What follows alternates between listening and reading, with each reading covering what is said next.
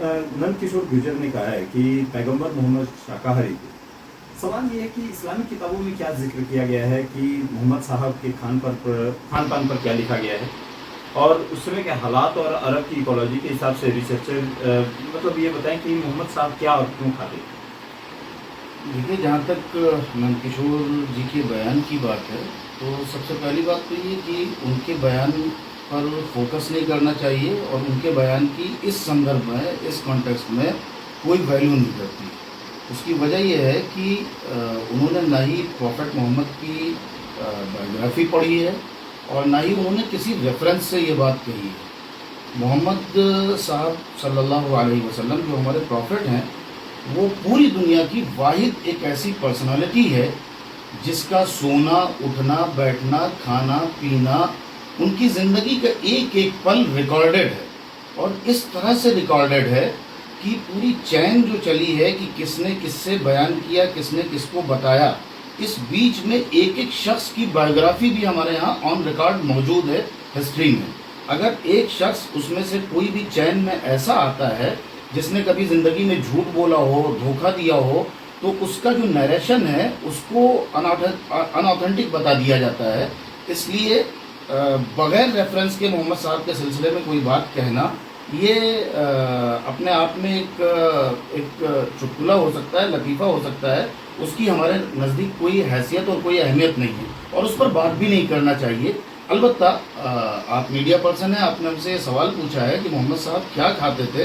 तो मोहम्मद साहब के सिलसिले में हमारे यहाँ जितनी भी हदीस की किताबें हैं, हदीस का वर्ड आपने सुना होगा, यानी मोहम्मद साहब के जो नरेशंस हैं वो हदीस की बहुत सारी किताबें हैं, जिसमें सबसे ऑथेंटिक है बुखारी, मुस्लिम और नसई, अबू दाऊद, जितनी भी किताबें हैं उसमें स्पेशली मसलन एक किताब है शमाइल तिरमिज़ी।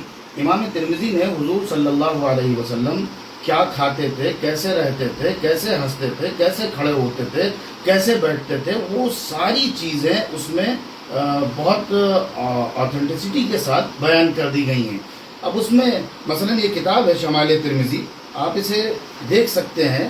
ये इसमें एक नहीं दर्जनों ऐसी रिवायात मौजूद हैं, ऐसे नरेशंस मौजूद हैं जिसमें साफ तौर पर ये बताया गया है कि प्रॉफेट मोहम्मद सल्लल्लाहु अलैहि वसल्लम मांस खाते थे, गोश्त खाते थे। और ये भी बताया गया है कि कभी आपने नोच करके खाया, कभी आपने छुरी से काट के खाया। ये भी बताया गया है कि गोश्त का कौन सा हिस्सा आपको पसंद था। मसलन आपको दस्त का गोश्त पसंद था, ये भी बताया गया कि आपने मसलन मुर्गे का गोश्त खाया, ये भी बताया गया। यानी पूरी तफसीलात मौजूद हैं और वो हदीस की किसी भी किताब को मुझे लगता है कि स्टेटमेंट देने से पहले एटलीस्ट गूगल करके देख लेते तो उस पर इतना डेटा आ जाता, इतने नरेशंस आ जाते कि आगे सवाल ही नहीं पैदा होता। और मेरा ख्याल ये है कि मोहम्मद साहब ही क्या, दुनिया की 70% आबादी जो है वो मांसाहारी है और ख़ुद हिंदुस्तान में 1,40,00,000 लोगों में से मोर देन 70 करोड़ लोग गोश्त खाते हैं। और ये पूरा डेटा मौजूद है, कोई हमारे और कहने सुनने की बात नहीं है।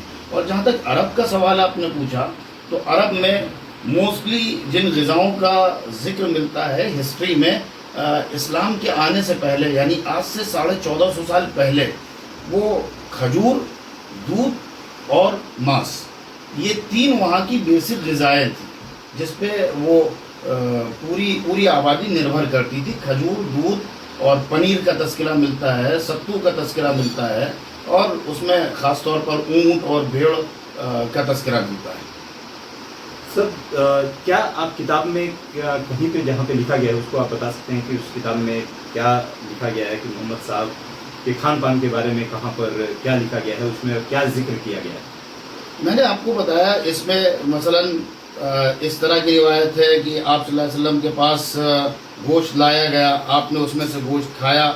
इसमें इस तरह की रिवायत है जिसमें यह बताया गया है कि आप सल्लल्लाहु अलैहि वसल्लम ने फरमाया कि गोश्त बेहतरीन खाना है। इसमें इस तरह की रिवायत है जिसमें यह बताया गया कि हुजूर सल्लल्लाहु अलैहि वसल्लम को दस्त का गोश्त बहुत पसंद था। इसमें इस तरह की रिवायत है जिसमें बताया गया कि हुजूर सल्लल्लाहु अलैहि वसल्लम ने के सामने गोश्त लाया गया। मसलन ये रिवायत है بہت ہی مشہور حدیث کے راوی ہیں حضرت ابو ہریرہ رضی اللہ تعالیٰ عنہ. عن ابی ہریرہ رضی اللہ عنہ قال اتي النبی صلی اللہ علیہ وسلم بلحم، یعنی آپ صلی اللہ علیہ وسلم کے پاس گوشت لایا گیا. فرفع الیہ ذراع، اور آپ کے پاس اس کی دست اٹھائی گئی تو آپ نے اس کو پسند فرمایا اور اس میں سے نوچ کر کے کھایا. اس طرح کی ایک نہیں سینکڑوں روایات، سینکڑوں نیریشنز ہیں.